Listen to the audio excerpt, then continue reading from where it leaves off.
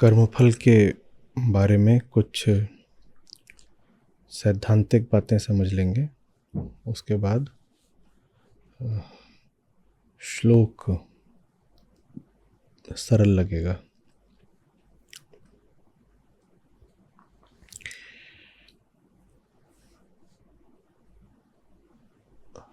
अहम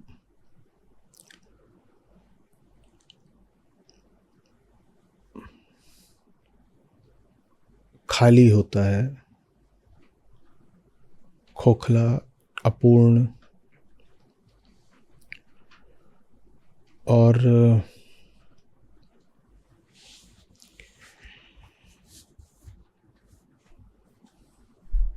प्रकृति से वो अपने आप को हर तरह से भरना चाहता है।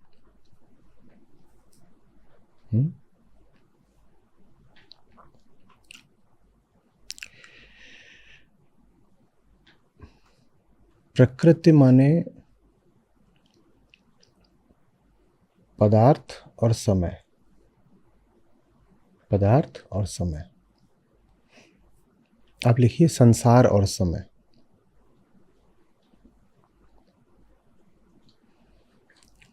प्रकृति माने संसार और समय।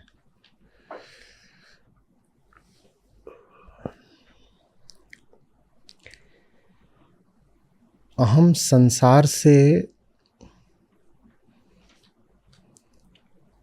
भोक्ता का रिश्ता रखकर अपने आप को पूरा करना चाहता है।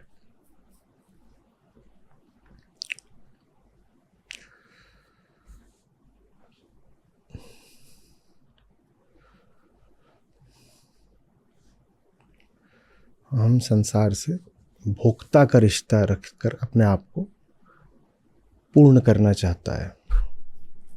अहम करता है, अहम करता है।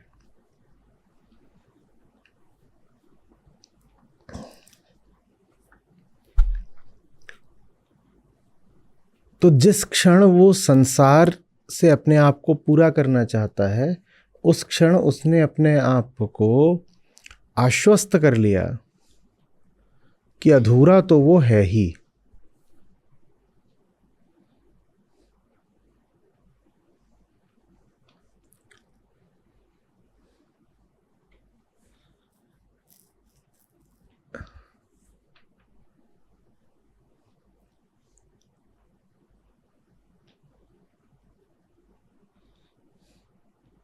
अहम जिस क्षण संसार से अपने आप को संतुष्टि देने निकलता है, उस क्षण वो अपने आप को भरोसा दिला चुका है, आश्वस्त कर चुका है कि अधूरा तो वो है ही। ये कहलाता है सूक्ष्म कर्मदंड। ये उसी क्षण है, तत्क्षण माने तत्काल, माने इसके लिए समय की जरूरत नहीं पड़ती।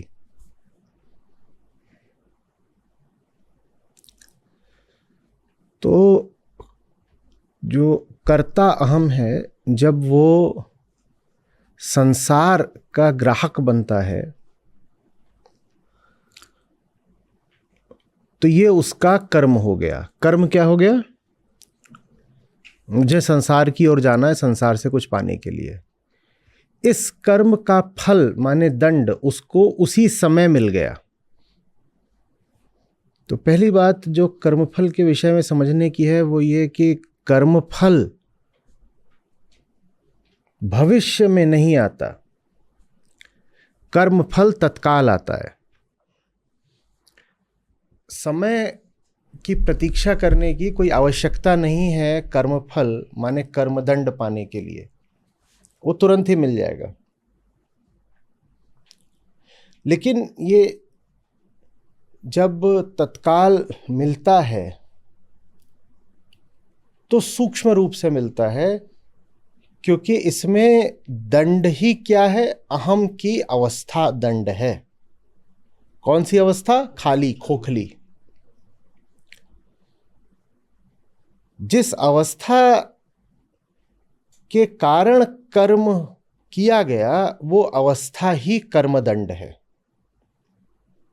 तो इसलिए ये सूक्ष्म दंड कहा जा सकता है। ठीक है। मैं चोरी करने गया, मुझे किसी ने नहीं पकड़ा, मैंने चोरी कर ली, तो क्या दंड नहीं मिला? मिला है। दंड ये है कि मैं चोर बनकर कर्म करने गया, यही दंड है।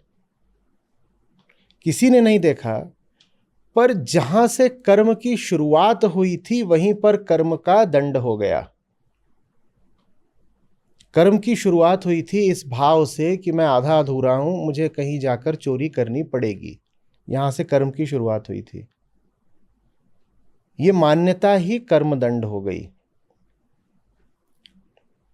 तो दंड तो तत्काल मिल गया, किसी भविष्य की आवश्यकता नहीं है। और ये दंड सुनिश्चित है क्योंकि इसमें कोई बाहरी तत्व चाहिए नहीं दंड देने के लिए। इसमें जो कर्ता है वह स्वयं ही अपना दंड है। जो कर्म करने निकला है वही कर्म का दंड है। तो बाहर की कोई पुलिस, कोई संयोग, कोई सत्ता, गवाह, सबूत कुछ भी नहीं चाहिए। जो कर्म करने निकला वो अपनी सजा आप हो गया। ये सूक्ष्म कर्मदंड है। ये तो बात बड़ी अच्छी है।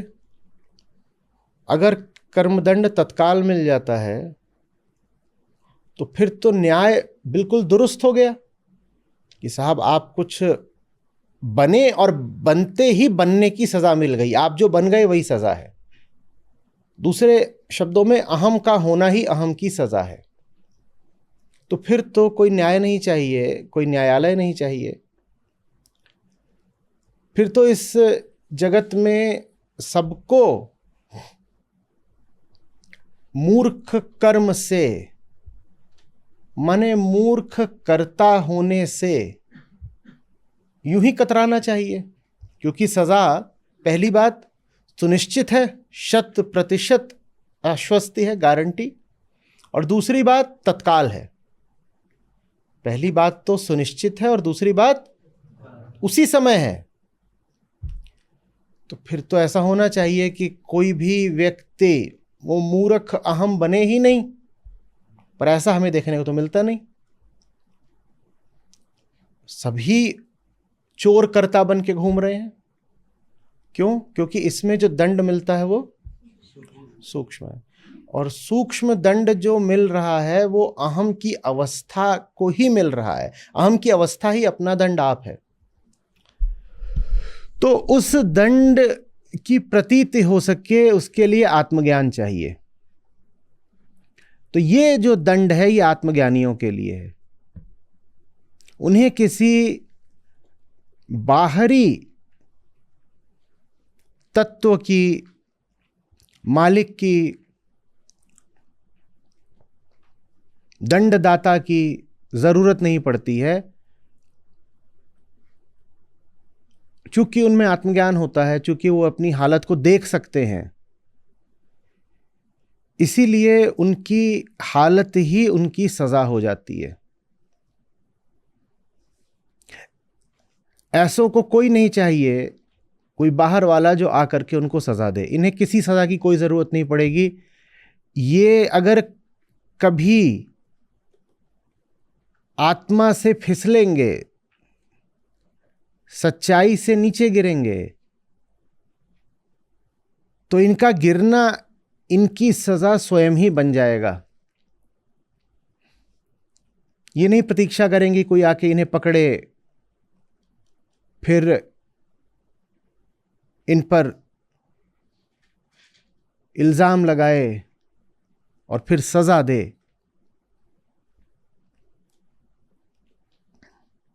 तो आत्मज्ञानी को सजा तत्काल मिल जाती है और सुनिश्चित हो जाती है, क्योंकि उसे खुद ही देनी है। उसकी हस्ती ही उसकी सजा है। उसने अपने लिए एक स्तर तय कर रखा है। उसने अपने लिए एक मानदंड निर्धारित कर रखा है, वो उससे नीचे गिरता है, उसका नीचे गिरना ही उसके लिए सजा बन जाती है। वो कहता है कोई और आकर के क्या मुझ पर आरोप लगाएगा, मैं देख सकता हूं ना, मैंने देख लिया, मैं गिरा, मेरा गिरना मेरी सजा हो गई। ये सूक्ष्म कर्मदंड है। चूंकि सूक्ष्म है इसीलिए ज्यादातर लोगों को इसका पता नहीं लगता। हालांकि ये कर्मदंड उनको मिलता है, सबको मिलता है, लेकिन बहुत लोगों को इसका पता लगता ही नहीं।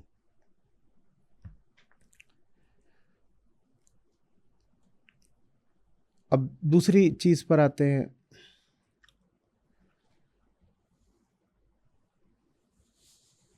यह है जब आप संसार की ओर निकलते हो, संसार से कुछ भोगने निकले और कर्मदंड मिल गया तत्काल।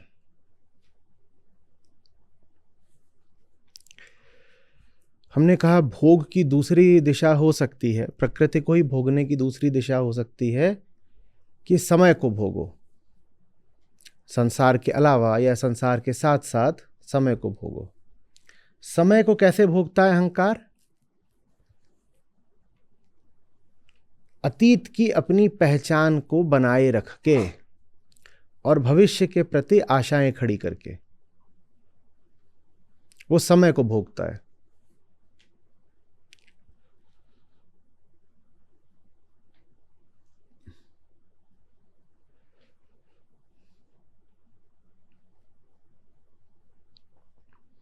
समय को भोगना एक तरह से स्मृति को भोगना हुआ।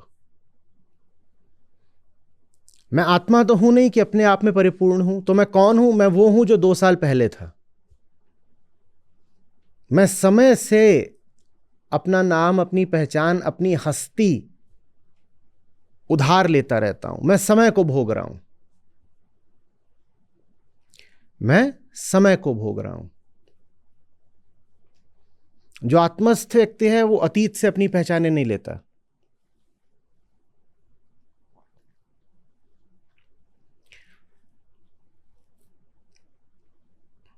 जब समय को भोगा जाता है तो अहम कहता है मैं वही हूं जो मैं आज से 2 साल पहले था। मैं वही हूं जो मैं आज से 2 साल पहले था। अब 2 साल पहले कुछ कर्म करके बैठा था अहंकार, 2 साल पहले कुछ करके बैठा था। और प्रकृति में चीजें बदलती हैं। 2 साल पहले कुछ कर्म करा था और वो 2 साल बाद भी कह रहा है मैं वही हूं। 2 साल पहले कोई राजेश था जिसने कुछ करा था, आज भी मैं राजेश हूं। ठीक है, मैं कौन हूं? मैं वही हूं जिसने आज से 20 साल 40 साल पहले जन्म लिया था, राजेश। तो आप 2 साल पहले जो करके बैठे हुए थे वो 2 साल पहले हो सकता है गुप्त हो, सूक्ष्म हो, पर प्रकृति का तो अर्थ ही है कि चीजें बदलती हैं। जो गुप्त होता है वो प्रकट हो जाता है, जो सूक्ष्म होता है वो स्थूल हो जाता है, जो लघु होता है वो दीर्घ हो जाता है। ये भी होता है कि जो प्रकट होता है वो अप्रकट हो जाता है, पर प्रकृति में चीजें बदलती हैं। तो 2 साल पहले आपने कुछ करा था प्रकृति में, वो ऐसा था जैसे आप कहीं बीज डाला है, पर चीजें बदलती हैं। संसार का नियम है बदलाव। 2 साल बाद आपने जो बीज डाला था वो वृक्ष हो जाएगा।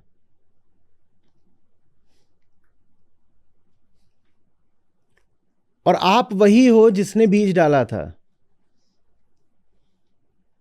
2 साल पहले आपने जो डाला था वो गुप्त था, अब वो प्रकट हो गया। बीज छोटा सा है, गुप्त है, मिट्टी के नीचे है, और वो बिल्कुल सामने आ गया है बड़ा भारी सबूत बन के। अब दंड मिल जाएगा। ये स्थूल कर्म दंड है, ये स्थूल है। स्थूल कर्म दंड के साथ अहम को 2 प्रकार की सुविधाएं होती हैं। पहला,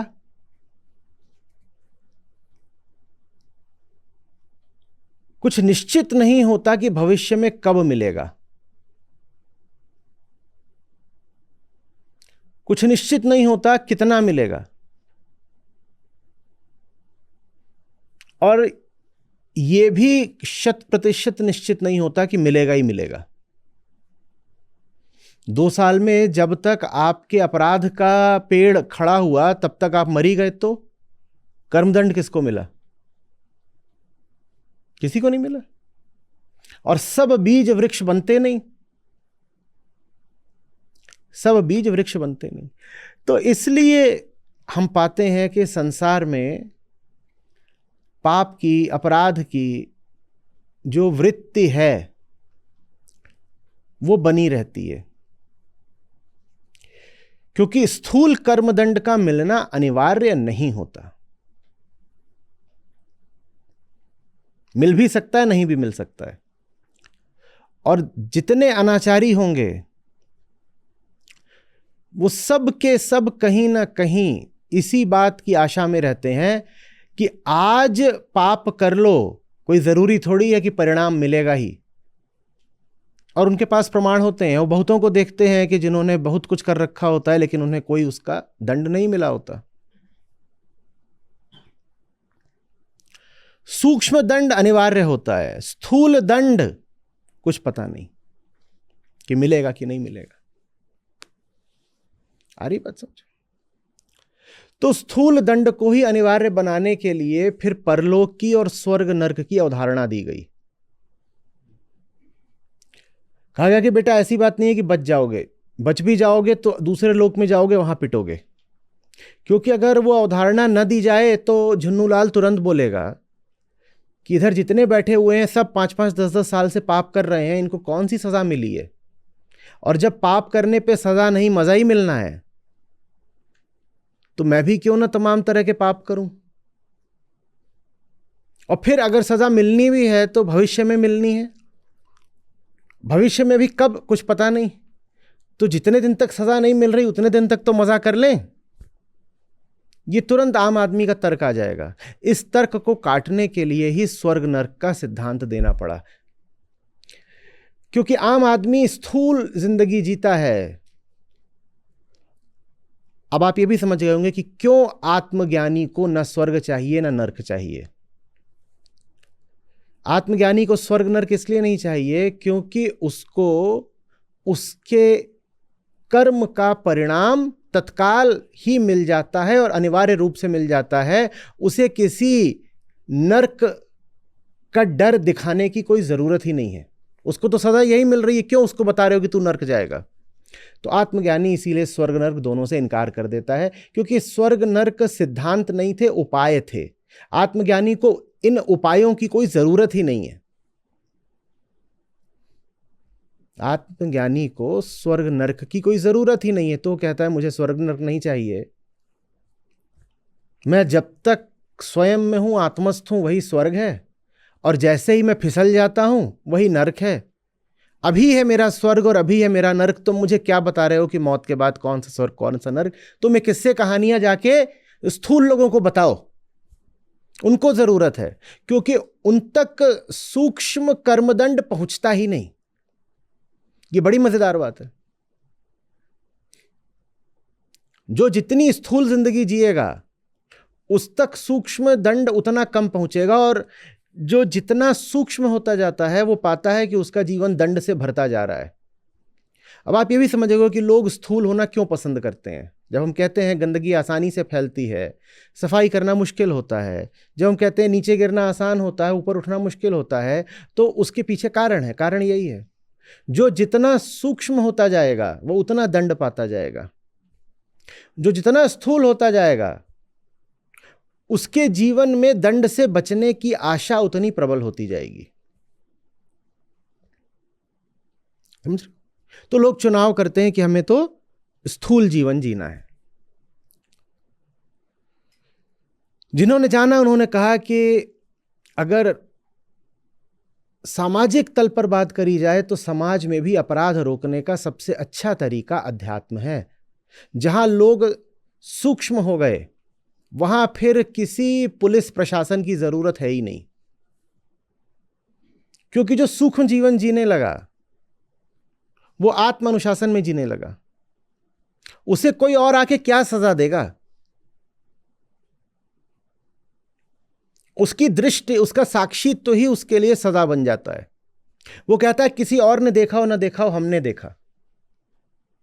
कोई और गवाह प्रमाण न खड़ा हो, हम ही गवाह हैं अपने। बाहर कोई अदालत हम पर बैठी हो ना बैठी हो, भीतर हमारे सदा एक न्यायालय है। हमारे भीतर लगातार इंसाफ चलता रहता है, हमें सजा मिलती रहती है। हम करेंगे क्या पुलिस का? तो जिन समाजों में आत्मज्ञान जितना सघन होता है, अध्यात्म जितना सम्मानित होता है, उन समाजों में अपराध उतना कम होता जाता है। कहीं अपराध कम करना हो, वहां अध्यात्म को बढ़ावा दे दो।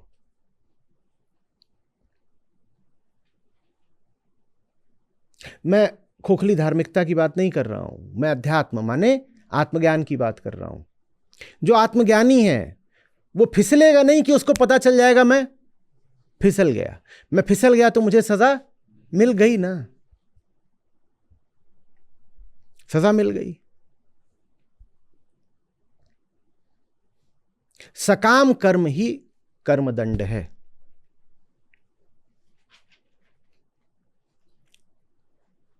सकाम कर्म ही कर्मदंड है। फल की जरूरत ही नहीं है, फल की जरूरत ही नहीं है। कर्ता की खोखली स्थिति ही उसका दंड है।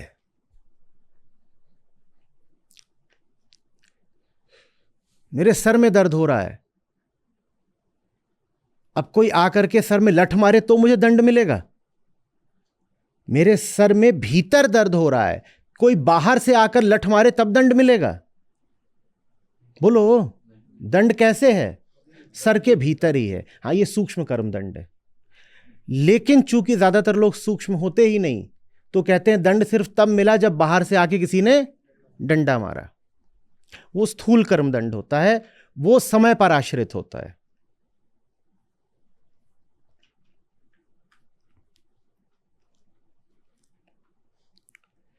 समझ में आ रही है बात?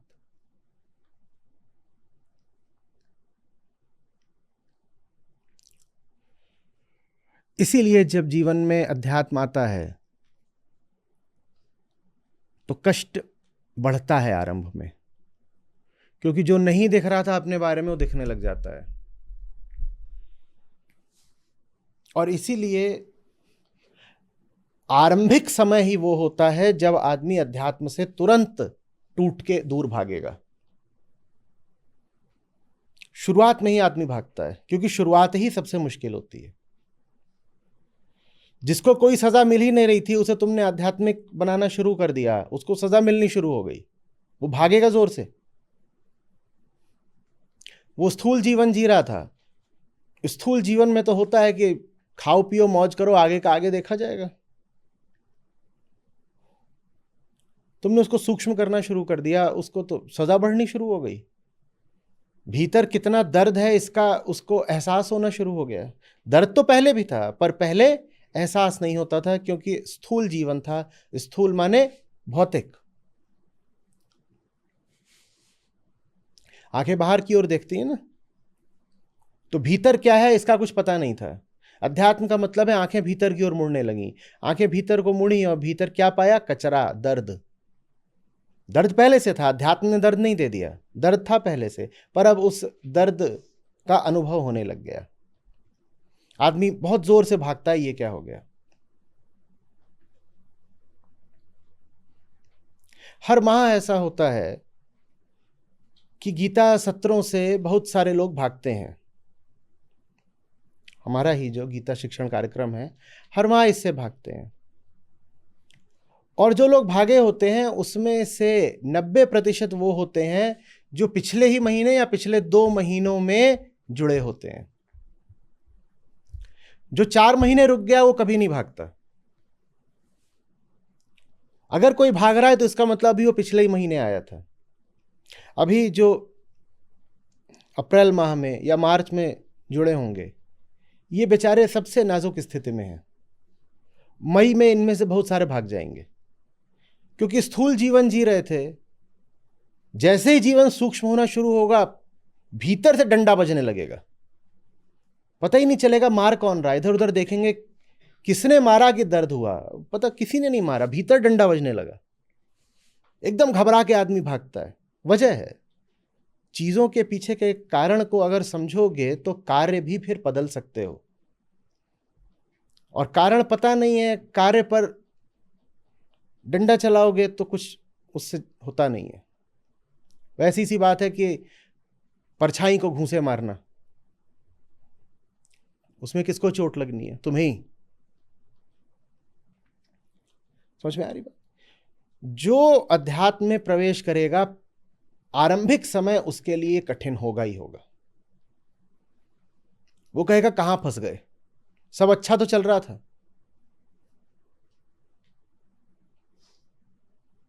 ये जबरदस्ती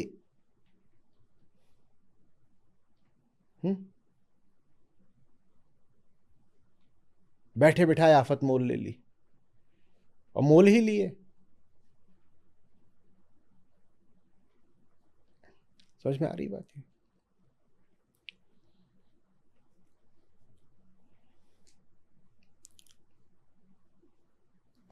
पहली तो बुरी खबर उसको यही मिलेगी, और एकदम मन सन्न रह जाएगा कि बेटा कर्मदंड तत्काल होता है। इस मुगालते में मत रहना कि काम आज करोगे सजा 4 साल बाद मिलेगी।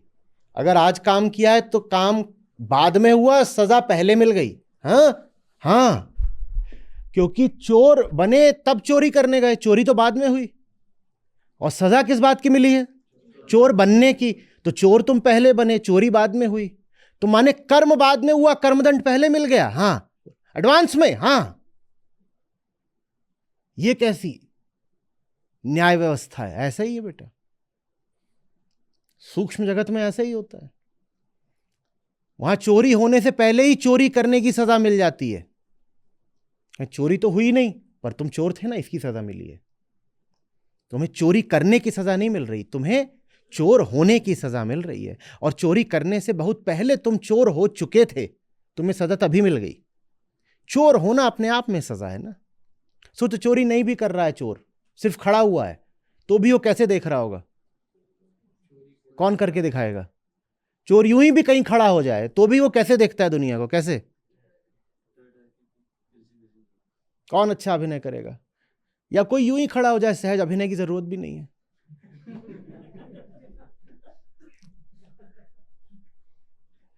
दोस्त लोगों को खोज रहा हूं, दिख नहीं रहे। आप बताइए। अब चोर हैं, ये चोरी तो अभी नहीं कर रहे, पर कैसे खड़े होता है चोर? ये सजा है कि नहीं है? यही सजा है। नहीं करी अभी चोरी, पर देखो हालत, देखो, यही सजा है।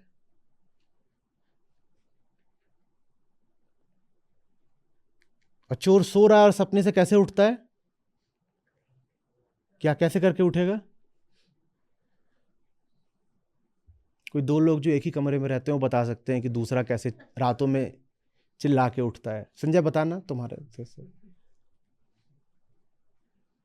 हाँ। सजा मिल गई कि नहीं मिल गई?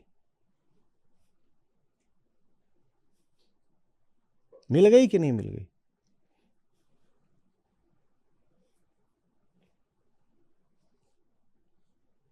मेरे कमरे में सो रहा, मैं उठा, देख रहा, नहीं आचार्य बस 1 घंटा और दीजिए, पूरा कर रहा हूं। मैंने तो कुछ बोला भी नहीं। सपनों में सजा मिल रही है। क्या जरूरत है किसी कोर्ट कचहरी पुलिस की? तुम्हारी हस्ती तुम्हारे लिए सजा बन गई है ना। तो गलत होना ही सजा है, गलती सजा नहीं है, गलत होना ही सजा है। ये अच्छे से समझ लो।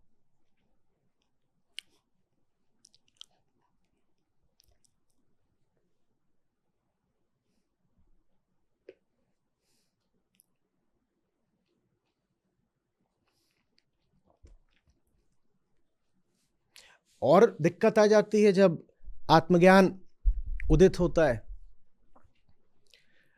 बाहर का न्यायालय तो सिर्फ स्थूल अपराध की सजा देता है, सिर्फ स्थूल अपराध की। सूक्ष्म अपराधों की तो सजा का कोई प्रावधान ही नहीं है। सूक्ष्म अपराध क्या है कि यहां बैठे हुए हैं और कंचे खेल रहे हैं। आप अब आधे घंटे से मैं बोल रहा हूँगा, सबके सब यहां आधे घंटे थे क्या लगातार? हमारे पास अगर कोई व्यवस्था होती जो आपके मन को भी देख पाती, अभी यहां पे कैमरे लगे हैं, सभी आपके तन को देख रहे हैं, कोई कैमरे होते जो मन को देख पाते तो ऐसा ऐसा होता जैसे आकाश में तारे टिमटिमाते हैं, अभी हैं अभी नहीं है, अभी हैं अभी नहीं है, कुर्सी पे अभी हैं, फिर कुर्सी खाली हो गई, फिर कुर्सी पे दिखाई दिए सब ट्विंकल ट्विंकल लिटिल स्टार। अरे कहां गई? तो गायब, फिर अचानक आ गई। समझ में आ रही बात? आत्मज्ञानी को अब इसकी भी सजा मिलने लगी। ऐसे अपराध जो बाहर से दिखाई ही नहीं देते पर भीतर तो है ना।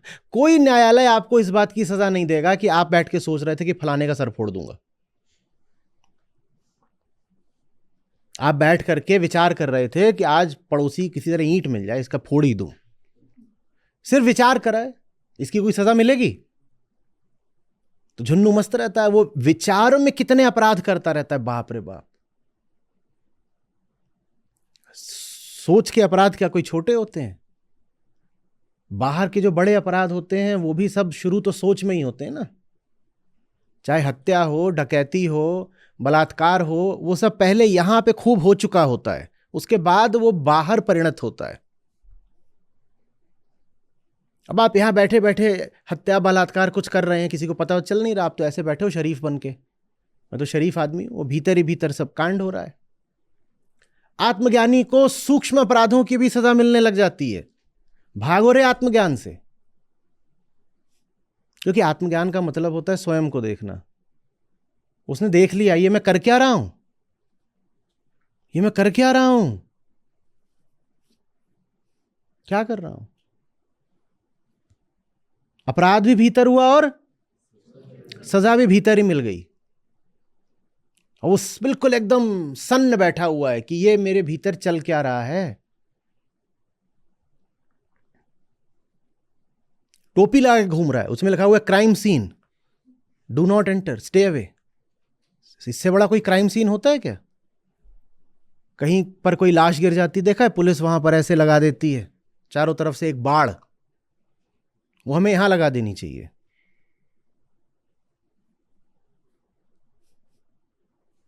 Crime scene.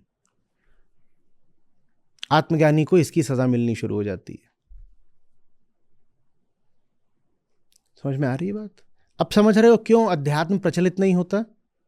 बड़ी सजा मिलती है और झुन्नू मिलके बड़ी आशा रहती है, कोई सजा तो मिली ही नहीं ना। कोई सजा नहीं मिली। क्या सजा मिली? कुछ नहीं मिला। झुन्नू को ड्रग्स की आदत लग गई, सिरिंज वाली, और मामला सस्ते में रहे इसके लिए वो 8-10 बैठा करते थे और सब एक ही सिरिंज से अपना करें। लोगों ने बहुत समझाया कि ड्रग्स तो है ही जहर, वही जो तुम एक ही सिरिंज लगाते हो कोई बीमारी पकड़ लोगे। झुन्नू को लग गया HIV।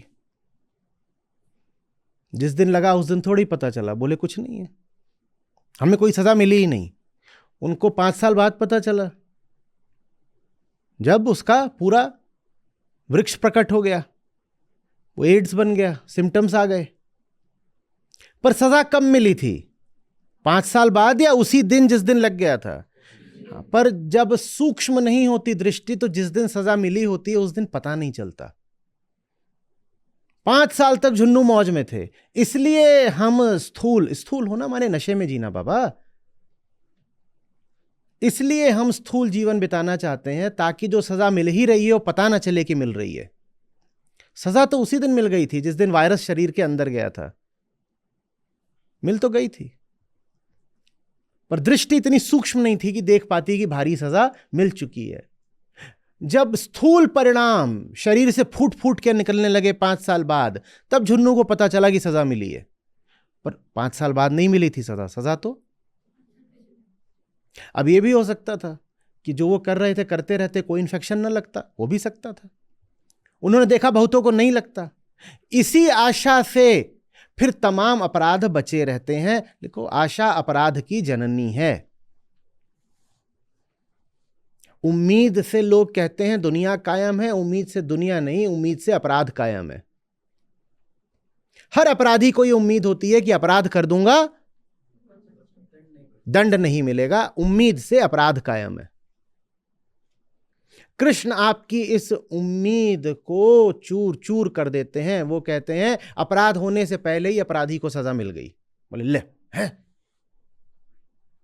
जिनको समझ में नहीं आएगा वो पूछेंगे कैसे मिली, कैसे मिली, तो फिर वो भी कोई स्थूल सी बात बोल देंगे, क्योंकि अपराधी माने स्थूल बुद्धि, उसे क्या समझ में आना। तो उन्हें क्योंकि मैं अंतर्यामी हूं, मैंने सब देखा, मैं मोर मुकुटधारी हूं, मेरे पास दिव्य दृष्टि है, मैंने सब देखा इसलिए सजा मिल गई। वो सोचेगा सचमुच ऐसे ही है, बात वो नहीं। कृष्ण माने भीतर आपके जो साक्षी बैठा है वही तो कृष्ण है। और कौन है कृष्ण? सूक्ष्म जीवन जीने का मतलब होता है वो साक्षी प्रकट है। आपने उस साक्षी के ऊपर कामना का कंबल नहीं डाल रखा, वरना होगा कोई बड़ी पैनी दृष्टि वाला साक्षी, उसके ऊपर कंबल डाल दोगे तो क्या देखेगा वो? समझ में आ रही बात?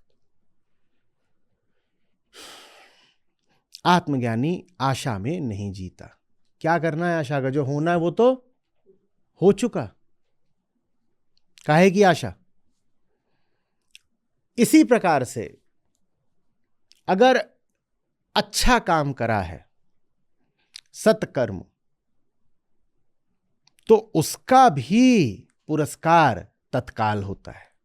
उसका तत्काल पुरस्कार क्या मिला? जो बन गए थे तुम अच्छा काम करते वक्त, वही तुम्हारा पुरस्कार हो गया, वही रिवॉर्ड हो गया। खुश रहो।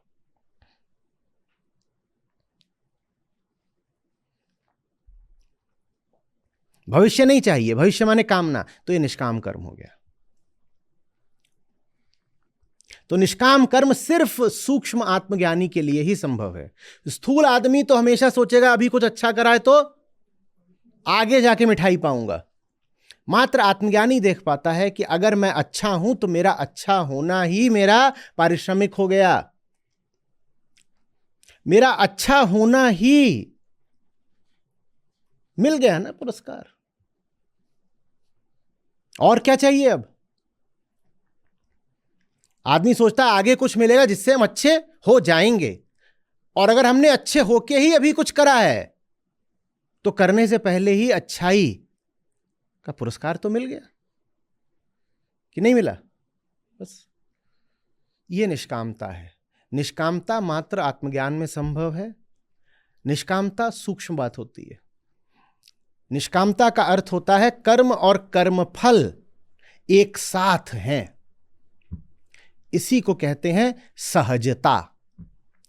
जहां कर्म है उसके साथ ही जन्म कर्मफल का हो गया।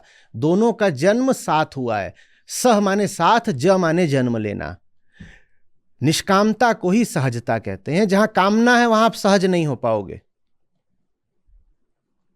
चलिए आप फिर से करके दिखाइए, आइए। तो ये एचआर पैनल है, आप यहां पर गए हैं नौकरी के लिए आवेदन देने, बड़ी कामना लेके गए हैं। अब इनके सामने आपका व्यवहार कैसा रहता है? कुछ पूछो।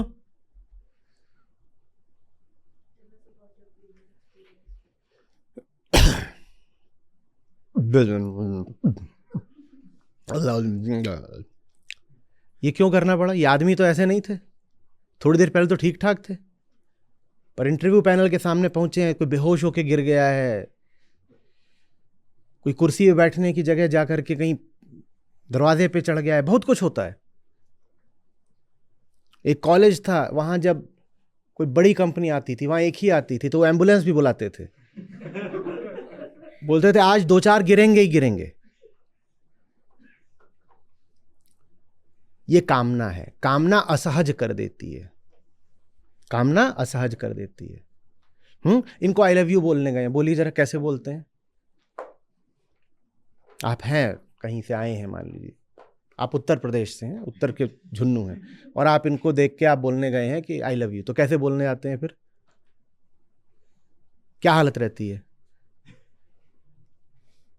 जैसे अर्जुन विषाद योग।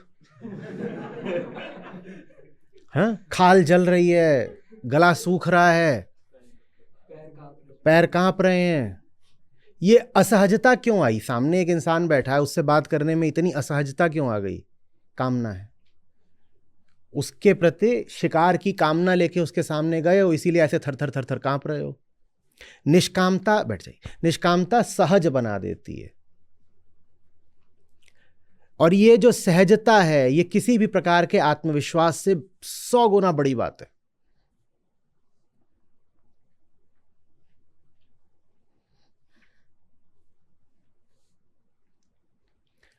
सहजता आत्मविश्वास से 100 गुनी बड़ी बात है, और सहजता का कोई आप ऊपर ऊपर से अभ्यास नहीं कर सकते। आत्मविश्वास का आप मुखौटा पहन सकते हो, आत्मविश्वास का आप मुखौटा पहन सकते हो। तो इंटरव्यू की तैयारी कराई जाती है ना, how to walk into the room with confidence.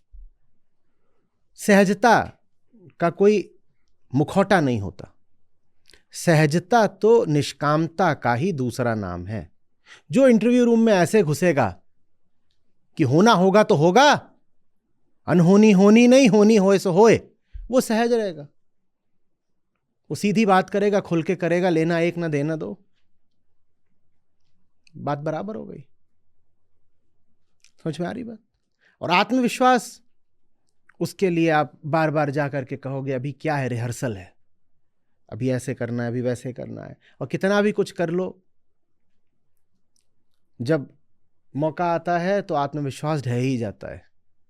हाँ, उसे ढाने वाला चाहिए, 2-4 ऐसे ऐसे फोड़ फाड़ के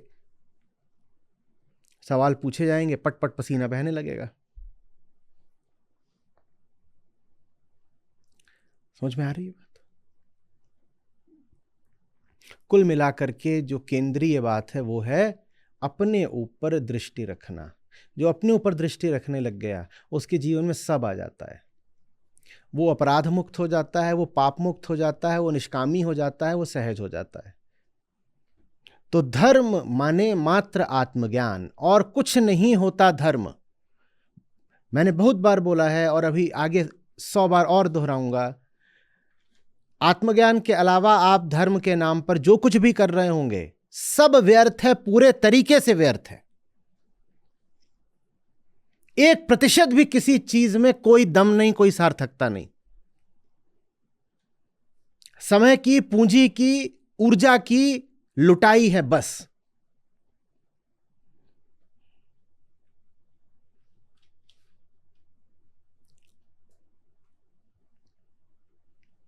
स्वयं को लगातार जानते रहने के अलावा कोई धर्म होता नहीं है।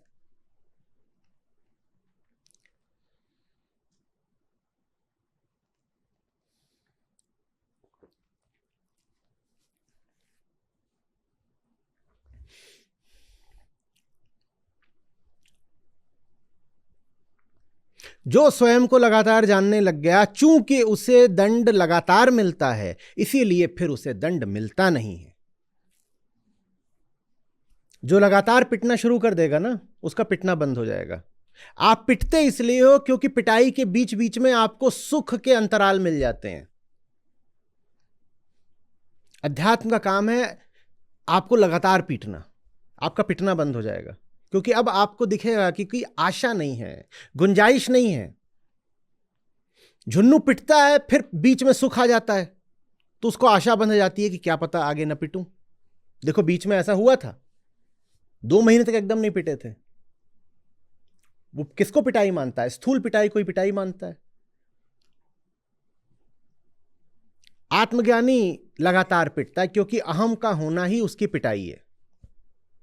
वो अहम है तो पिट रहा है तो पिट रहा है तो पिट रहा है। तो पिटने से फिर ऊब जाता है, वो मुक्त हो जाता है। जब वो देखता है कि लगातार ही तो पिट रहा हूं, तो पिटने से ऊब जाता है। ये ऊब बहुत जरूरी चीज है। मैं कभी कहा करता था कि दुख का इलाज दुख है, दुख का इलाज दुख है, कि अगर तुम अपने ही दुख के प्रति संवेदनशील हो जाओ तो तुम दुख से मुक्त हो जाओगे। पता नहीं पहले ठीक बोलता था या मुझे लगता है दुख से भी ज्यादा बड़ी चीज ऊब है। जिसको दिखने लगे कि वो लगातार दुख में ही जी रहा है वो ऊब जाएगा। वो कहेगा यही करना है क्या, फिर क्या कर रहा है, भैं। अभी घंटे भर पहले क्या कर रहा था, भैं।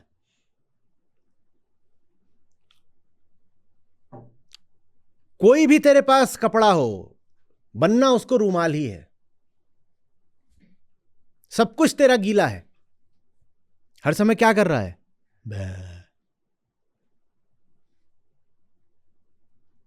आनंद का अर्थ है दुख से ऊब। रो रो के पिट पिट के ऊब गए।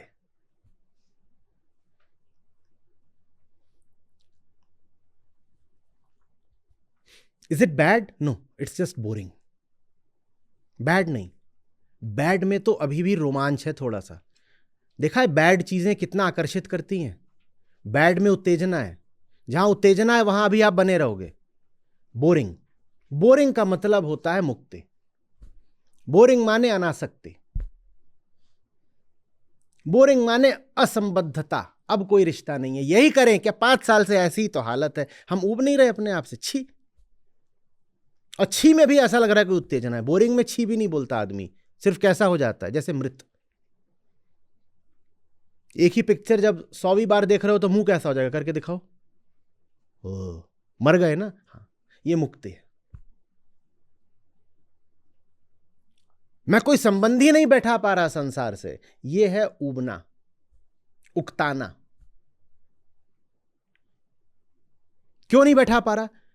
क्योंकि लगातार दृष्टि अपने ऊपर और दिख रहा है कि हालत तो यही है, कोई बदलाव ही नहीं है, कोई रोमांच ही नहीं, कोई उत्तेजना नहीं, कोई आशा नहीं, यही चल रहा है। फिर सब छूट जाता है।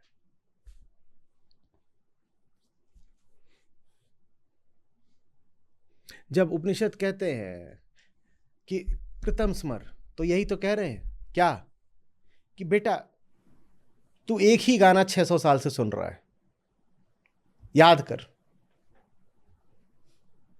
बेटा तू एक ही पैजामा 100 साल से पहन रहा है, उतार दे, ऊब जा। समझ में आ रही बात? हाँ, तूने जरा सा कभी आगे से कर लिया, कभी पीछे से कर लिया। लोग करते थे हॉस्टल में, कच्छा पलट के पहन लेते थे।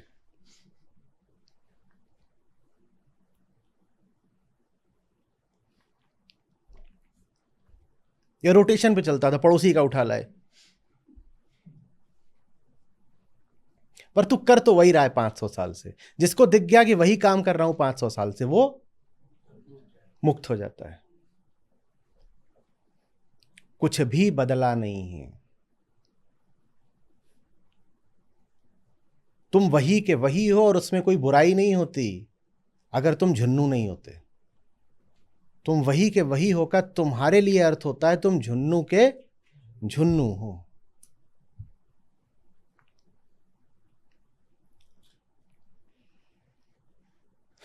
समझ में आ रही है बात?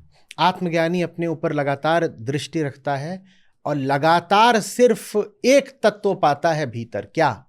दुख। वो दुख से ऊब कर मुक्त हो जाता है। जो अपने ऊपर लगातार दृष्टि नहीं देखेगा वो संसार को देखेगा स्थूल, और संसार के तो बहुतक रंग हैं, तो उसका मनोरंजन फिर चलता रहता है। उसको लगता है अभी दुख नहीं है, बीच बीच में सुख आ गया भाई, अभी सावधिक प्रसंग चल रहा है एक सुख का, तो उसको आशा बनी रहती है।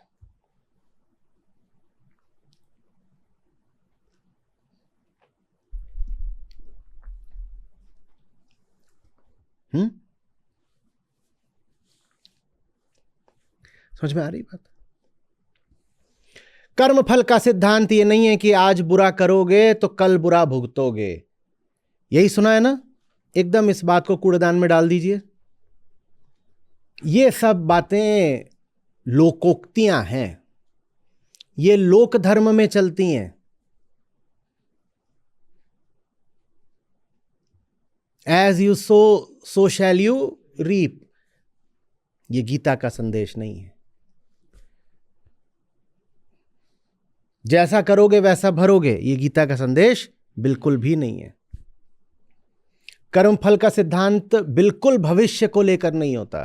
कर्मफल का सिद्धांत कहता है कि कर्ता में ही कर्मफल निहित है। यह है कर्मफल का सिद्धांत। जो तुम बन गए हो उसी में तुम्हारा दंड है और उसी में तुम्हारा पुरस्कार भी है। जो तुम भी बने बैठे हो उसी में तुम्हारा सुख है और उसी में तुम्हारा दुख भी है। न तो तुम्हें समय की प्रतीक्षा करनी है, न किसी कोर्ट की। न तो तुम्हें समय की प्रतीक्षा करनी है कि अभी कुछ अच्छा करा है तो आगे मुझे उसका अच्छा परिणाम मिलेगा, और न तुम्हें किसी बाहरी एजेंसी की प्रतीक्षा करनी है कि मैंने कुछ अच्छा करा है तो बाहर से आकर के कोई मेरी प्रशंसा करेगा। तुमने अच्छा करा, तुम अच्छे थे, मिल गया ना, मिल गया ना। तुमने बुरा करा क्योंकि तुम बुरे थे, मिल गया। भविष्य में क्या मिलेगा? जो है वो, भविष्य का इंतजार मत करना और न खुश हो जाना कि मुझे किसी ने देखा नहीं। किसी और के देखने से, किसी और की गवाही से, किसी और के फैसले, निर्णय, जजमेंट से दंड नहीं मिलता। किसी ने देखा कि नहीं देखा, जो तुम हो उसका दंड तुम्हें मिल गया। अब आप ये भी समझ रहे होंगे कि हमने जो विकृत कर्म का सिद्धांत बना लिया, लोग बोलते हैं law of Karma, law of Karma, my Karma, कार्मिक अकाउंट, ये मूर्खता की बातें, एकदम निरी मूर्खता की बातें, मूर्खता की भी और अपमान की भी बातें।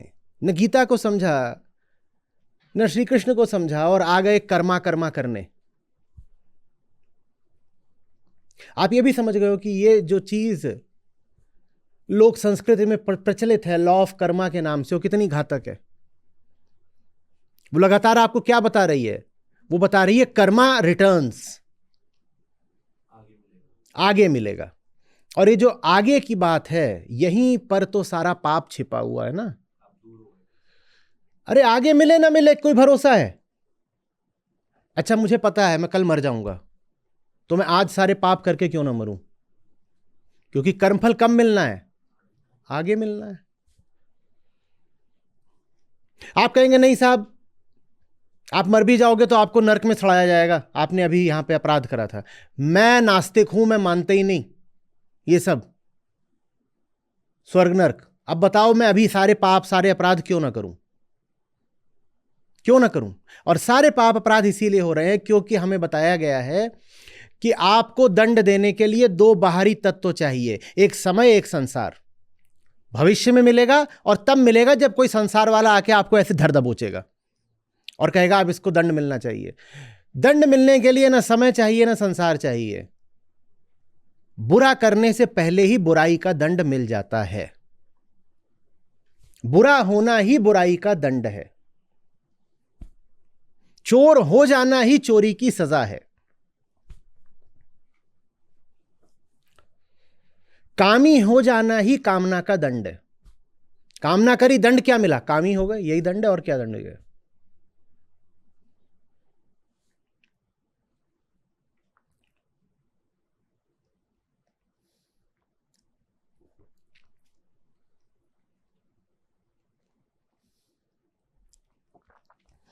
और अगर आप गीता के साथ हैं, फिर दोहरा रहा हूं, ये सब बातें लॉ ऑफ कर्मा, कार्मिक अकाउंट, और क्या क्या होता है,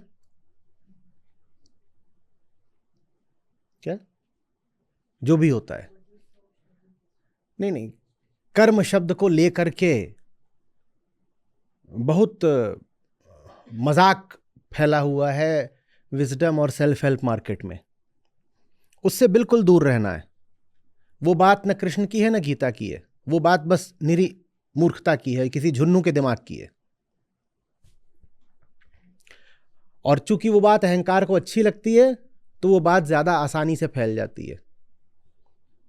आप किसी से भी पूछेंगे आज कि गीता में जो कर्म का सिद्धांत है वो क्या है, तो लोग कहेंगे गीता का कर्म का सिद्धांत यही है कि जैसा करोगे वैसा भरोगे। गीता का कर्म का सिद्धांत है कि कर्ता ही कर्म बनता है और कर्म ही कर्म फल है। तो कर्ता की स्थिति ही कर्मदंड है। कर्म का सिद्धांत कहता है कर्मदंड के लिए भविष्य का इंतजार मत करना, तुम्हें मिल गया।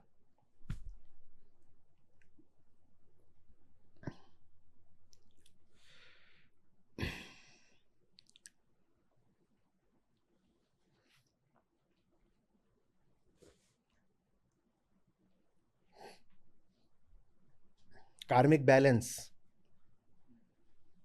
नहीं नहीं, ये सब चलता है ये अंग्रेजी अध्यात्म में।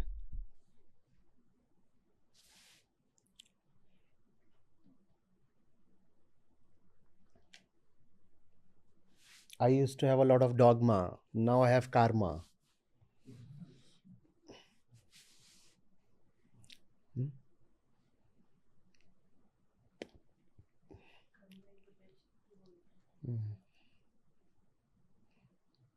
तो डॉगमा समाप्त हो गया, कार्मा आ गया। वो तो ऐसा ही जैसे कार कुत्ते के ऊपर चली गई ना, कार्मा ने डॉगमा को मार दिया। सॉरी।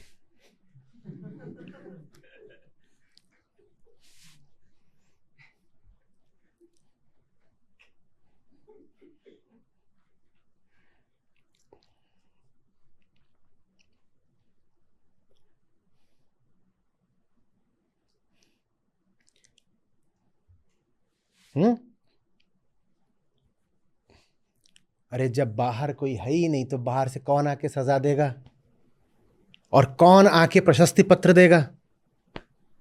हम ही हैं। हम ठीक हैं तो हम एहसान कर रहे हैं अपने पे, हम गलत हैं तो हम सजा दे रहे हैं खुद को। न संसार चाहिए न समय चाहिए, हम ही काफी हैं अपने को उठाने को भी और गिराने को भी।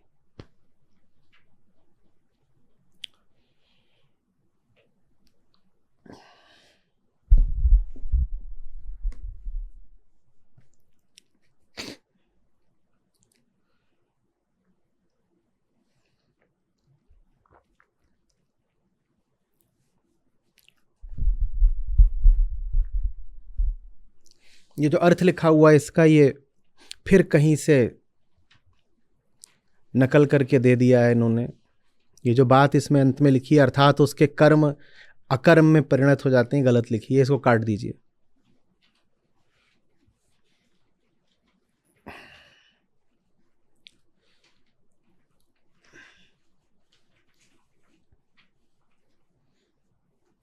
और ये बिल्कुल नहीं होना चाहिए कि इसी से उठा करके कम्युनिटी पर चिपका दिया। जिन्होंने यहाँ लिखा वो तो चलिए अनाड़ी हैं। अब आप पूरा सत्र सुन चुके हैं, आप ये आखिरी पंक्ति मत उठा लीजिएगा कि कर्म अकर्म में परिणत हो जाते हैं, वो नहीं है। कर्ता का अभाव अकर्म में भी होता है और निष्कर्म में भी होता है। हाँ, तो इसका अर्थ ये थोड़ी है कि जहां कर्ता नहीं उसको अकर्म ही मान लेंगे। यहां पे होगा जहां अकर्म लिखा है उसको निष्कर्म कर दीजिए।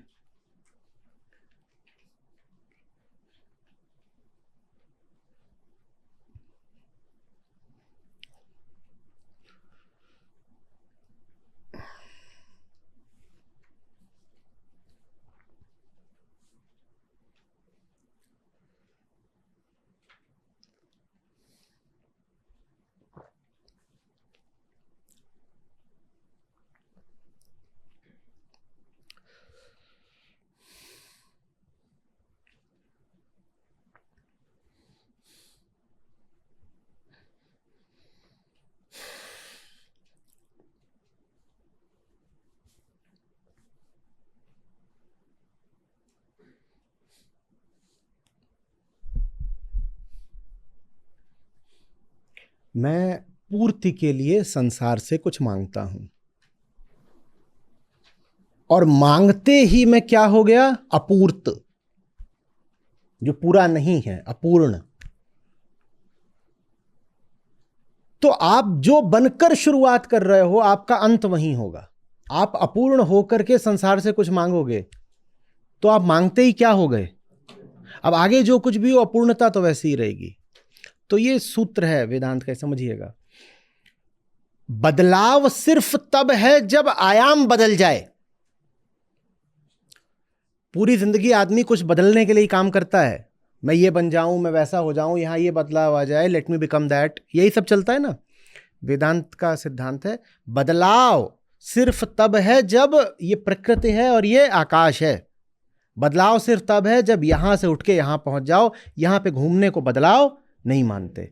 और अगर यहां से शुरुआत करोगे कि मैं तो अपूर्ण हूं, मैं तो अपूर्ण हूं, यहां से कुछ खाना है, तो बहुत घूमोगे, तो यहीं यहीं घूमोगे। तो जहां से शुरू करोगे, जो तुम अपनी मान्यता बनाओगे, वही तुम रह जाओगे। मैं यदि अपूर्ण हूं ये कहकर तुम आत्मा की ओर तो जाओगे नहीं ना। जो कह देगा मैं अपूर्ण हूं, वो संसार की ओर ही भागेगा, और संसार की ओर जितना भागोगे उतना अपनी अपूर्णता की मान्यता को ही बलि करोगे।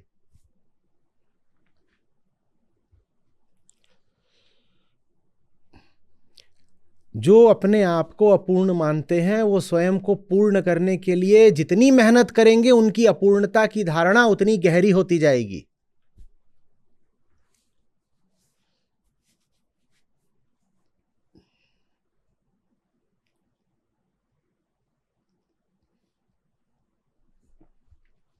तो क्या करना है? देखना है कि जिसको तुम अपूर्णता कहते हो वो कोई कमी है या कोई अधिकता है।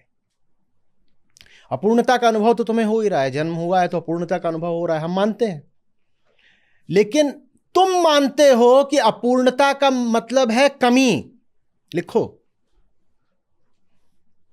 और आत्मज्ञान बताता है अपूर्णता का मतलब है अधिकता।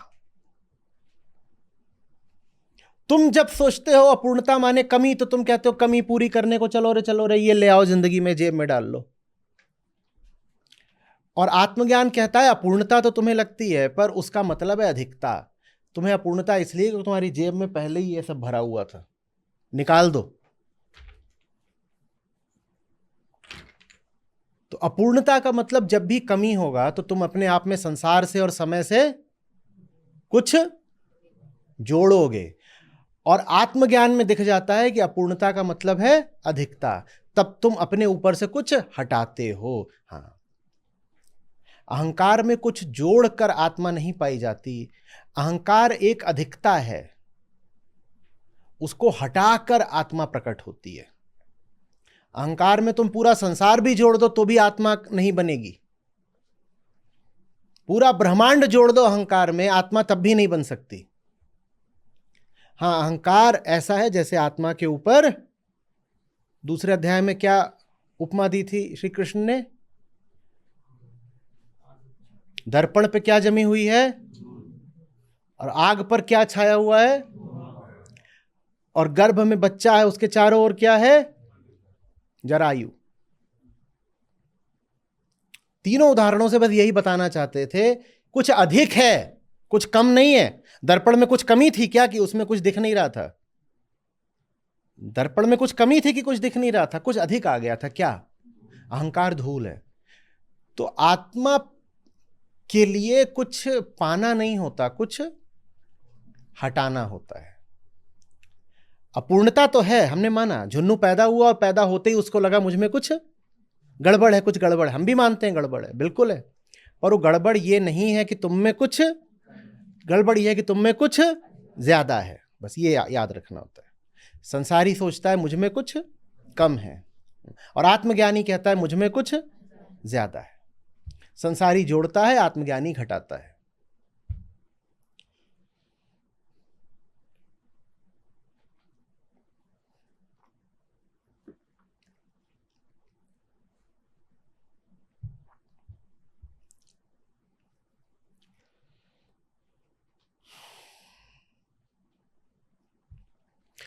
कर्म और उसके फल में आसक्ति त्याग, नित्य तृप्त और निराश्रय होकर कर्म में अभिप्रवृत्त, माने कर्म में आकंठ डूबने पर भी कुछ नहीं करता।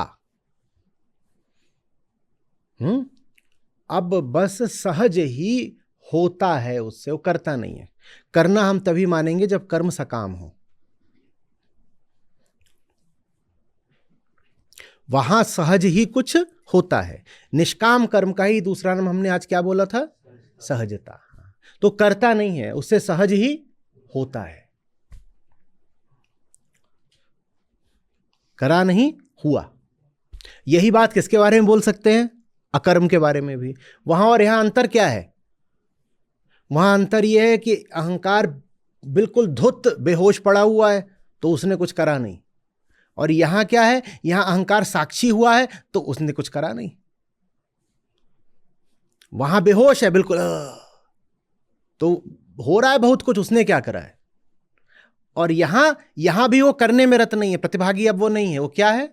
साक्षी है, तो यहां भी उसने कुछ करा नहीं। ये अंतर है।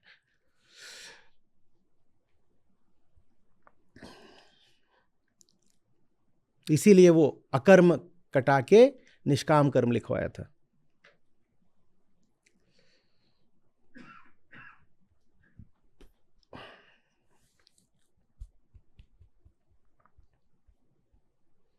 कर्म और उसके फल में आसक्ति, अब पूरा जो सिद्धांत था वो आप समझ गए, अब खुद ही बताएंगे।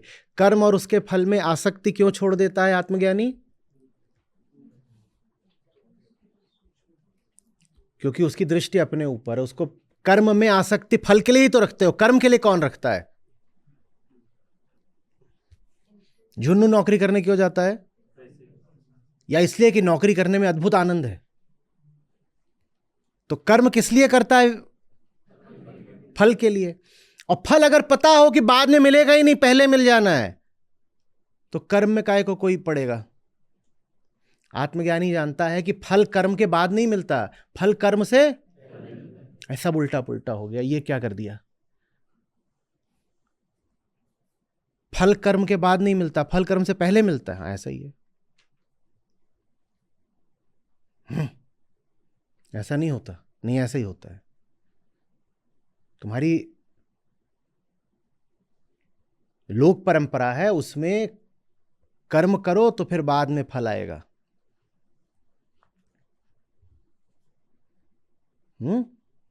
और अध्यात्म में फल दिखे ना दिखे,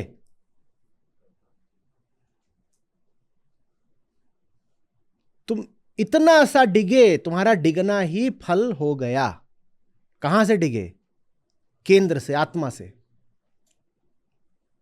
होना ही सजा है। अब गालिब याद आ रहे हैं क्या?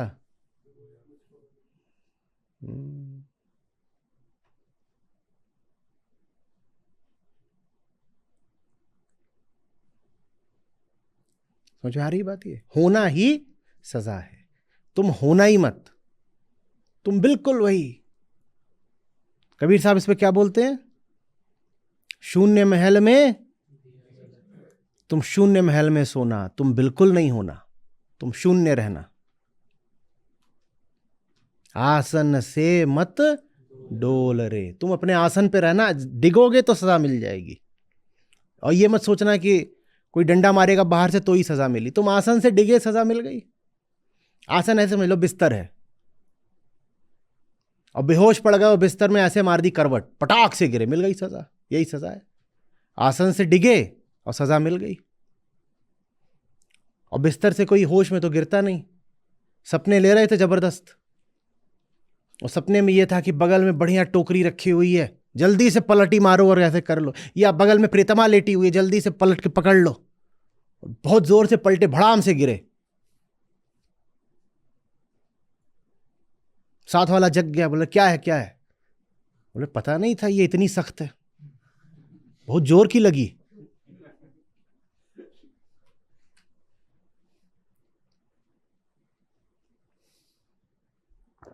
समझ में आ रही बात? ये ये निष्काम कर्म है। अब ये सब चल रहा है, ये क्या है? श्री कृष्ण आज कह रहे हैं घोर कर्म में अभिप्रवृत्त है। ये जैसे ये पंखा है अपनी धुरी पे, धुरी कुछ कर रही है? कुछ नहीं कर रही, पर चूंकि वो स्थिर है धुरी, इसीलिए जबरदस्त कर्म हो पा रहा है। और सोचो धुरी भी नाचने लगे तो क्या होगा? आप भी नाचने लगोगे। जहां जहां पंखा जाएगा नाचते हुए, आप भी उससे उल्टा भागोगे नाचते हुए। ये घोर कर्म इसीलिए कर पाता है क्योंकि ऐसे डिगता नहीं है। जो डिगता नहीं है वो बहुत कुछ कर ले जाएगा सहज ही, बिना मांगे, बिना चाहे। और जो चाहेगा वो चाहने में ही अपना जीवन, अपनी ऊर्जा सब जला देगा। कामना छोटी चीज नहीं होती, आग होती है और सब खा जाती है। कर्म की ऊर्जा कहां से बचेगी जब कामना सब खा गई पूरा जीवन? करें तो तब ना जब चाहना बंद हो। हमारा तो चाहना ही कर्म है। चाहना बंद हो तो कर्म के लिए कुछ ऊर्जा बचे।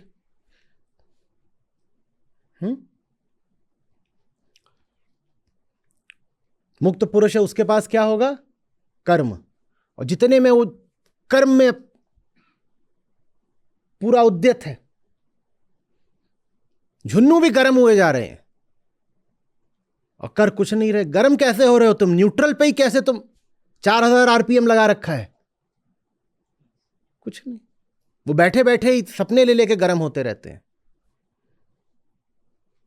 सपनों में भी खूब गर्मी छा सकती है कि नहीं छा सकती है? और सारी ऊर्जा जल गई, सपने में ही जल गई। बहुत ऊर्जा खींचते हैं अरमान। इसलिए नहीं कि अरमानों को पूरा करने में मेहनत लगती है, अरमान ही मेहनत है। वो पूरा खा जाता है भीतर से।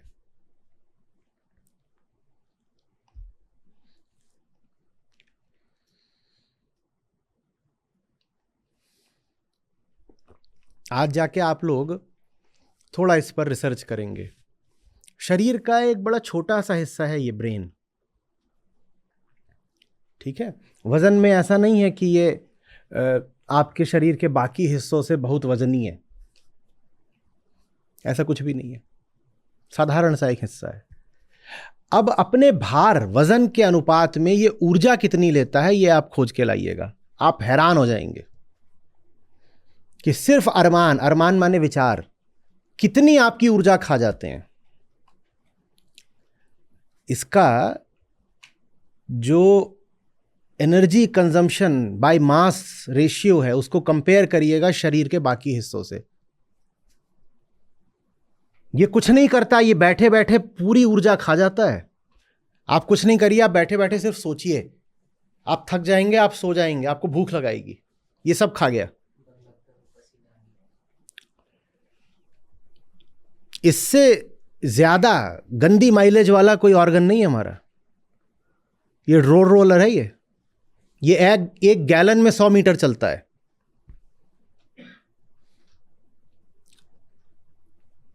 समझ आ रही बात? क्यों? क्योंकि ये 1 लाख साल पुराना मॉडल है। पुरानी गाड़ी बहुत कम माइलेज देती है ना, ये बहुत पुराना मॉडल है। ये सारी ऊर्जा खा जाता है, चलता कुछ नहीं है। जंगल वाला है इसका मामला। सोचो जंगल में गाड़ी बनेगी तो कितनी माइलेज देगी? उतनी माइलेज ये देता है।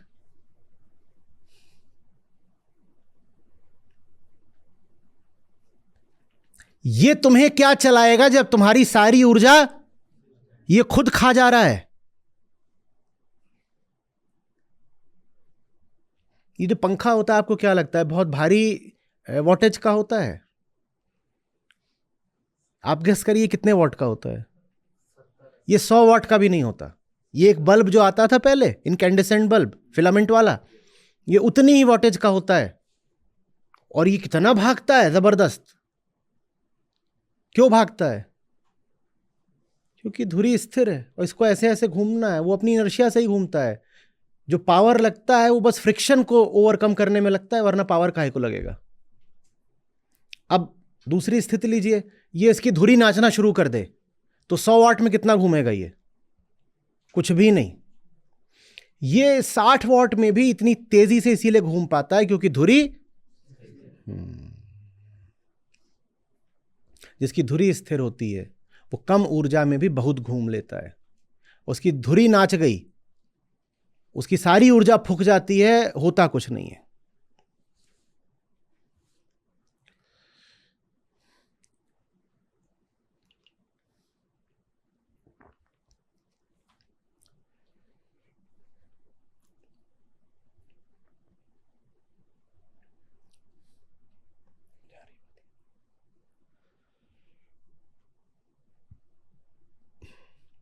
ये निष्काम कर्म है, इसकी धुरी को कहीं नहीं पहुंचना तो ये जगत का कल्याण कर देता है। चला दो पंखा बेटा, मतलब समझ गए? चूंकि इसकी धुरी आत्मस्थ है, उसे कहीं जाना ही नहीं है, उसे जहां होना था वो वहां पहुंची हुई है। आसन से मत डोल रहे, तो ये जगत का कल्याण कर रहे, क्योंकि धुरी को अपने लिए तो कुछ चाहिए ही नहीं। उसको जो होना था उसका हो गया, तो वो पंखा उसके इर्द गिर्द चारों तरफ चल रहा है, वो अपना शांत बैठी हुई है और पूरी दुनिया को करुणा मिल रही है। समझ में आ रही बात? ये सकाम कर्मयोगी कैसा है? जैसे सीलिंग फैन जमीन पे नाच रहा हो, और वो पूरी दुनिया का क्या करेगा फिर? अब ये जो ब्लेड्स हैं, ये ब्लेड्स हैं, ब्लेड को तलवार भी बोलते हैं। अब वो तबाही करेगा। जो अपनी धुरी पे स्थित नहीं होते वो दुनिया को हवा नहीं देते, वो दुनिया को धुआं कर देते हैं। सोचो ना, पंखा जमीन पे नाचना शुरू कर दे क्योंकि धुरी कह रही है मुझे भी तो कुछ चाहिए, बट मेरी भी तो लाइफ है। क्या मैं एक ही जगह पड़ी रहूंगी? I need to go places. और नीचे उतर गई, उसे नाचना शुरू कर दिया कूद काद के, तो क्या होगा?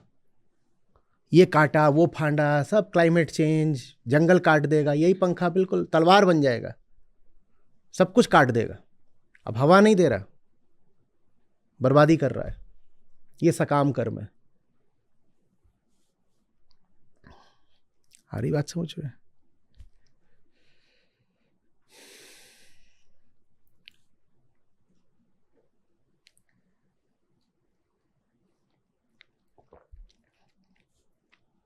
साधो सहज समाधि भली, और कोई समाधि नहीं होती, निष्कामता ही समाधि है, निष्कामता ही सहजता है, सहजता ही समाधि है। समाधि इत्यादि को लेकर भी आपने जो बड़े बड़े सिद्धांत बना रखे हैं, भारी छवियां और कल्पनाएं, सब त्याग दीजिए। जो इस पंखे की तरह जी रहा है वो समाधिस्थ है, जो आत्मस्थ है वही समाधिस्थ है। समाधिस्थ होने का मतलब होता है जो केंद्र पर है वो हिल सकता नहीं, और जो बाहर है वो रुक सकता नहीं। इसको मैंने एक बार बोला था, बाहर से प्रकृतिस्थ, भीतर से आत्मस्थ, इसको कहते हैं समाधिस्थ। जो भीतर है वो हिल सकता नहीं और जो बाहर है वो रुक सकता नहीं, ये समाधि है। बाहर से प्रकृतिस्थ, क्योंकि प्रकृति में सदा क्या होती है? गति। जो बाहर है वो रुक सकता नहीं और जो भीतर है वो हिल सकता नहीं, ये समाधि की स्थिति है। समाधि में बाहर प्रकृतिस्थ होते हैं और भीतर आत्मस्थ होते हैं।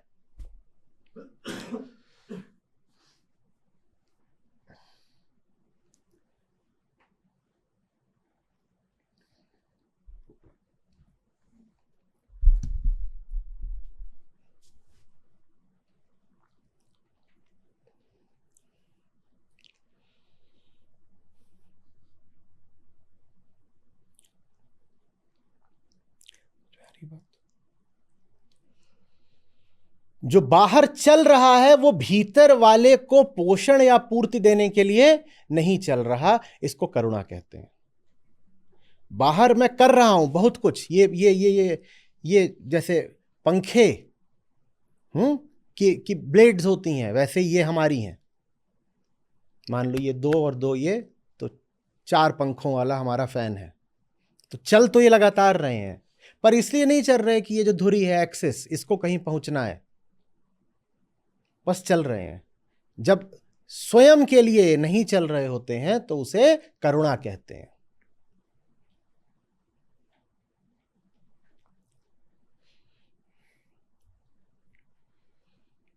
करुणा मात्र कब संभव है? जब आत्मज्ञान हो।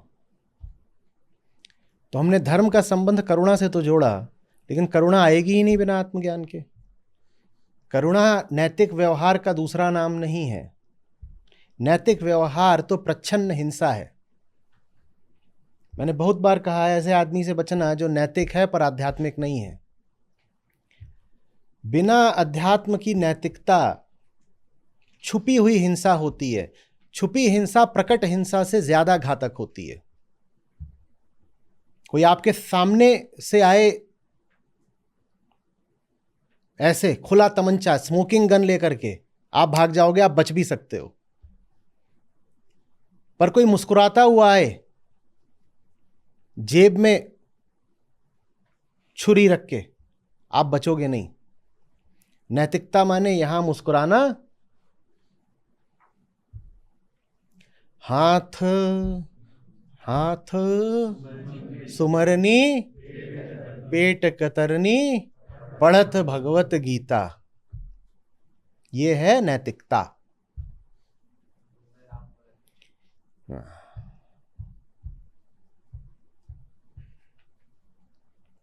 समझ में आई बात?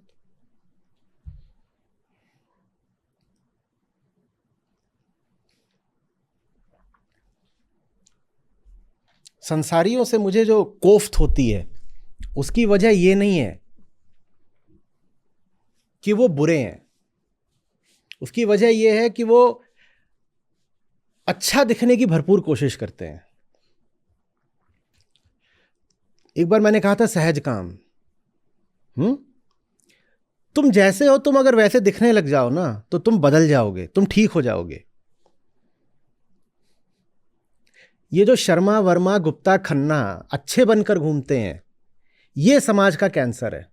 ये अच्छे से जानते हैं कि ये भीतर से बहुत ही गंदे लोग हैं, पर ये बनकर घूमते हैं अच्छे, क्योंकि इन्होंने मुखौटा लगा रखा है अच्छाई का। हम नैतिक लोग हैं, हम अच्छे लोग हैं। और इन्हें अगर कोई मिल जाए जिसकी बुराई थोड़ी प्रकट हो गई है तो उसके पीछे भाग पड़ लेते हैं।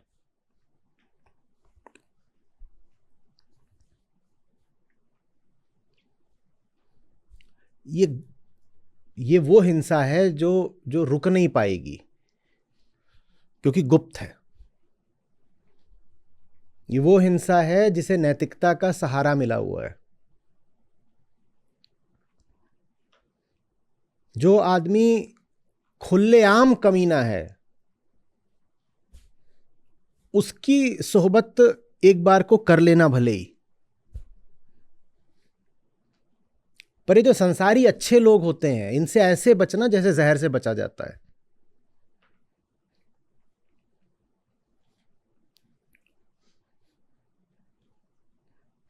जो सामने आते ही मुस्कुरा करके हाउ डू यू डू, हाँ जी हाँ जी, गुड मॉर्निंग वाला सनफ्लावर, ये असली अपराधी होते हैं। जेल वाले अपराधी तो थोड़े से मासूम लोग होते हैं, उनकी बुराइयां प्रकट हो गई और बहुत शातिर नहीं थे इसलिए वो पकड़े भी गए। जो समाज के सम्माननीय लोग होते हैं, ये होते हैं छटे हुए अपराधी।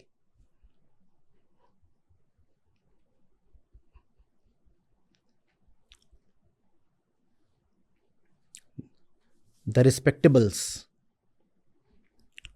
हम इज्जतदार लोग हैं। समझ में आ रही बात है? आत्मज्ञानी निरंतर जानता है, मोह सम कौन कुटिल खल कामी। वो बर्दाश्त ही नहीं कर पाएगा कि कोई उसको इज्जत दे। बड़ा बुरा लगता है अपनी नजरों में गिर जाओ, कोई तुम्हारे सामने अगर गिरे तो।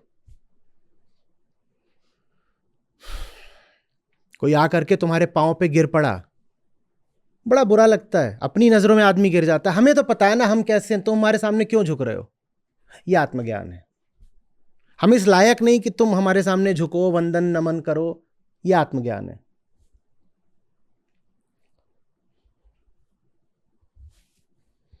और ये संसारी बड़े प्रसन्न होते हैं इन्हें कोई इज्जत दे दे तो।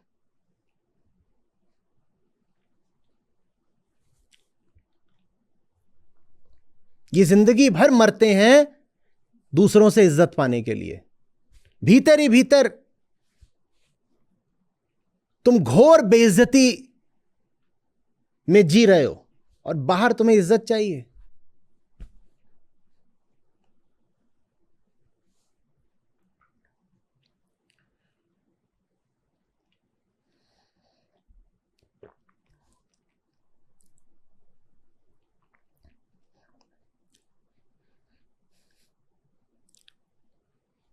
सारे स्वांग, सारे नाटक ये करेंगे, हे जी, हां जी, गुड जी।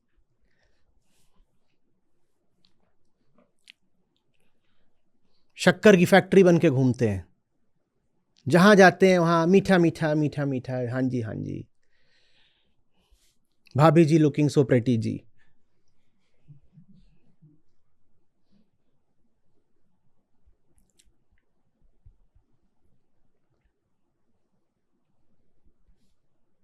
इन्होंने ही है कि समाज में ऐसे मूल्य स्थापित कर दिए हैं कि कोई सीधी सच्ची खरी बात कर नहीं सकता, क्योंकि खरे साहब को खरेपन से बड़ी आपत्ति है।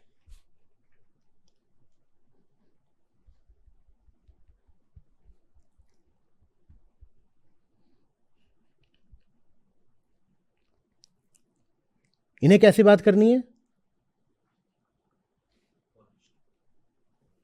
चलो सब लोग करते हैं, जरा संसारी चेहरे बनाओ, करो करो करो।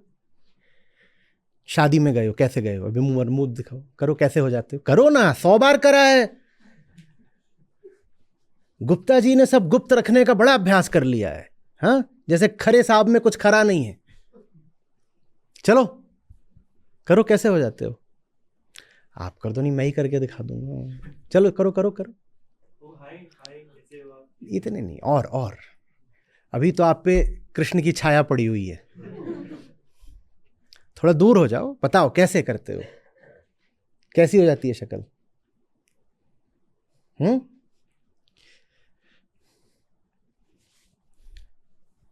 बताइए बताइए। दुबई वाला कजिन और टोरंटो वाली फूफी ये शादी में मौजूद हैं, मुंह कैसा हो जाता है? जल्दी दिखाओ।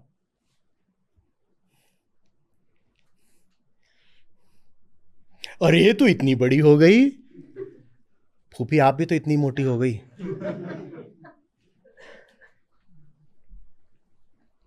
ऐसे नहीं बोल पाते ना, जैसे वो बोलते हैं अरे तो इतनी बड़ी हो गई, वैसे ही क्या करते हो? इठला के और डॉल बन जाते हो, है ना?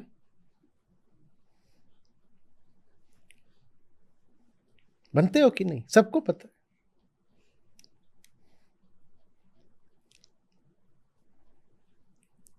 इतनी लाज आ रही है कि अभिनय भी नहीं कर पा रहे, तो वहां क्यों करते हो? जिस चीज के अभिनय में इतनी लज्जा है, वो चीज करते हुए लज्जा नहीं आती। संसारी सबके सब हो। अभी वो टोरंटो वाली फूफी खड़ी हो जाए तो तुरंत चेहरे का भाव देखो कैसा हो जाएगा। करके दिखाओ ना, कोई तो दिखाओ, एक आध तो खरा आदमी दिखे।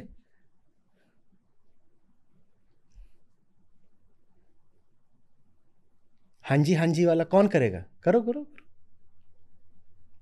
ये एक्टिविटी है, सब अपना अपना वीडियो बना के डालेंगे, बिल्कुल वैसा ही जैसा दुनिया में होते हो तुम।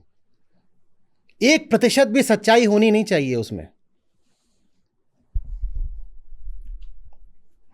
जैसे हम होते हैं वैसी शक्ल नहीं चाहिए जैसी गीता सत्र के समय होती है, वैसी शक्ल चाहिए जैसी हमारी होती है।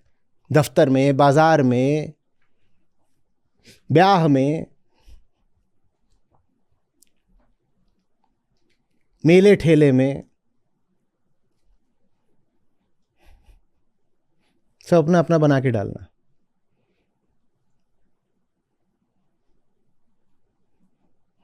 और उसमें दो चार साथ में डायलॉग कर दो तो और अच्छा है।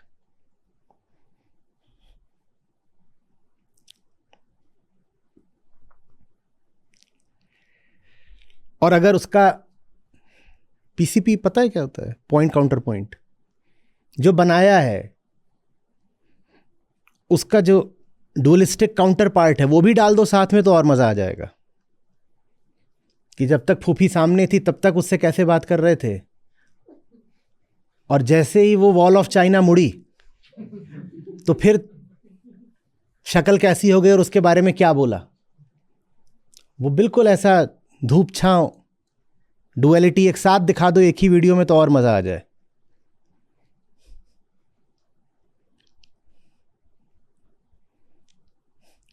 नहीं, पर ये तो अध्यात्म की क्लास थी ना, इसमें सच्चाई की बात क्यों हो रही है? हम तो धर्म पढ़ने आए थे, आपने तो सच्चाई पढ़ानी शुरू कर दी।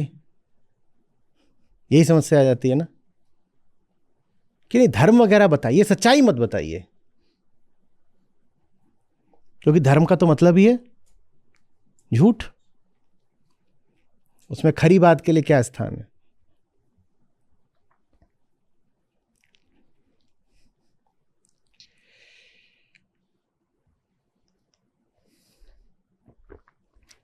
कहावत है अंग्रेजी में, truth is stranger then fiction. उसमें और मैं जोड़ देता हूं, truth is much more entertaining then fiction.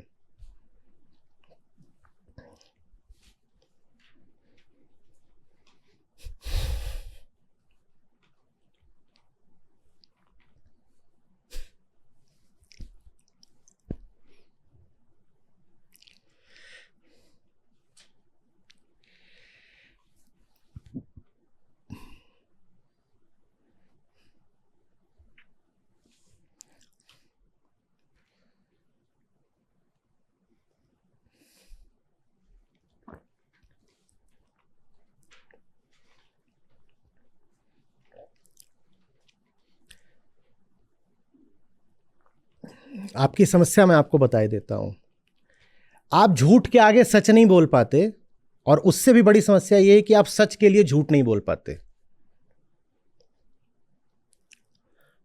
शुरुआत होती है कि झूठ के सामने सच बोल पाओ, और जब और आगे बढ़ते हो ना तो सच के लिए झूठ बोलना भी बर्दाश्त कर लेते हो।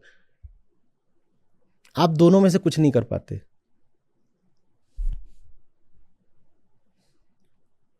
टोरंटो वाली फूफी ने कहा, ये तो जब से छोटी थी ना तभी से सबसे ज्यादा मैं ही इसकी फेवरेट थी, और ये तो अपनी मम्मी को छोड़ छोड़ के भाग भाग के मेरे घर आया करती थी और मेरे ही साथ रहती थी, और फिर मैं ना इसको बहुत सारी ड्रेसेस खरीद के देती थी। इसमें से कुछ भी कभी हुआ नहीं। ना तो वो फूफी आपकी फेवरेट थी, ना कभी आप मम्मी को छोड़ करके फूफी के पास गई, ना फूफी ने जिंदगी में आपको कोई ड्रेस खरीद के दी। पर फूफी ये सब बोले जा रही है, और खुलेआम पब्लिकली बोले जा रही है। आप इस झूठ के आगे सच बोल पाओगे क्या ठीक उसी समय कि फूफी stop? None of that ever happened. कभी कहीं बोल पाओगे? नहीं बोल पाओगे। कुछ पकड़ लेगा, बहुत भय लगेगा, कैसे रोक दूं अभी मैं, कैसे रोक दूं झूठ के इस बहाव को? नहीं कर पाओगे ना। हम झूठ के आगे सच नहीं बोल पाते। और जो झूठ के लिए, झूठ के आगे सच बोलना शुरू कर देता है, वो जान जाता है, वो जान गया है कि सच इतनी बड़ी चीज है कि उसके लिए झूठ बोला जा सकता है। ये समझने में समय लगेगा। और दूसरी बात जो है वो तो बहुत ही समय के साथ आएगी, सच के लिए झूठ बोलना। आप पहले इतना शुरू करिए कि झूठ के आगे सच बोलना शुरू करिए।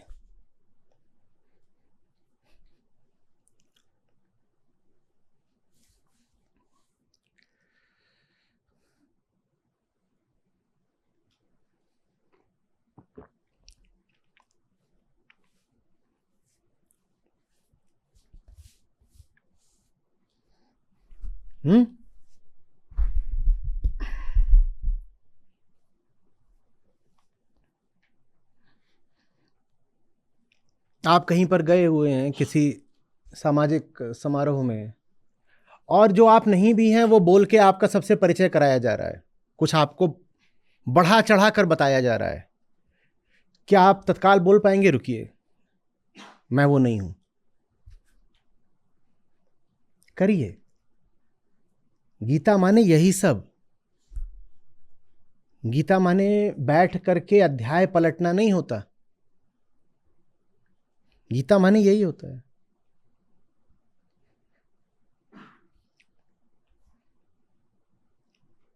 अपनी इज्जत बढ़ाने के लिए कोई आपका परिचय बढ़ा चढ़ा कर दे रहा हो सबको, रोकिए ना।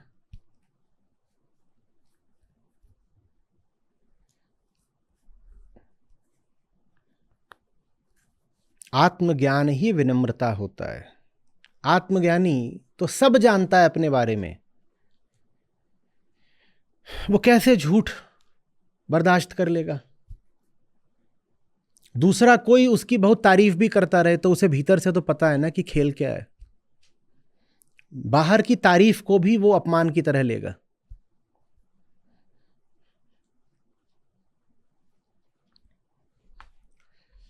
जिस दिन तारीफ आपको अपमान की तरह लगने लगे, उस दिन जानिएगा कि आत्मज्ञान कुछ खुल रहा है।